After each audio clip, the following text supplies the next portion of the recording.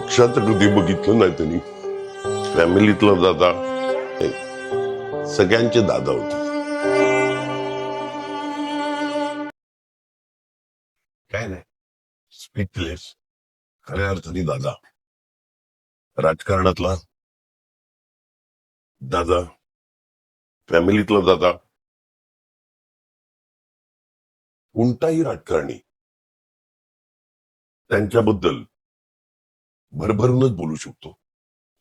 जे काम होते ते केलं, जे नाही होऊ शकत कायद्यात बसत नाही त्याला स्पष्टपणे तोंडावर नकार, दुसऱ्यांदा फेरी मारायची गरज नाही. हे काम करतो, विषय संपला. अधिकाऱ्यांवर, प्रशासनावर आणि सगळं नॉलेज असलेलं, इकडे पकड अधिकारी प्रशासन आणि बारके सारखे बारकावे सगळे राजकारणातले माहिती आहेत.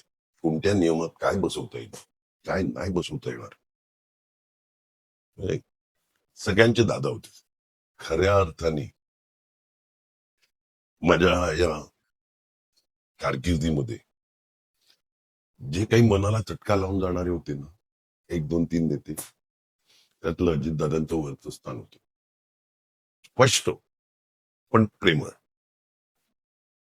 बोलताना काही जणांना फटकळ वाटायचे. अगदी 2 दिवसापूर्वी महानगरपालिकेच्या इलेक्शन नंतर आमचं बोलणं झालेलं.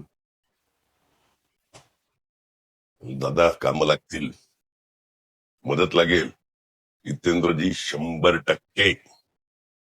हा जो एक बोलण्याचा, आपल्या फॅमिलीतला कोणतरी आहे हे वाचण्याचं एक वेगळं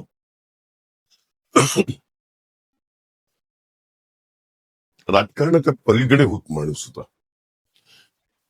पक्षाचं कधी बघितलं नाही त्यांनी. कोण कोणत्या पक्षाचा आहे, कोण कशा प्रकारे आयुष्यात पक्षाच्या पलीकडे सगळ्यांना मदत केलं.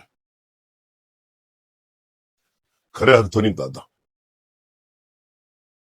म्हणजे ते नाही, अनेक लोक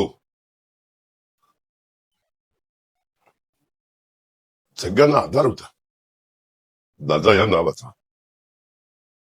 बोलले की महाराष्ट्रात सगळी दुलडाण होत असताना तुम्ही तुमचं गट राखलं चालेल. म्हणजे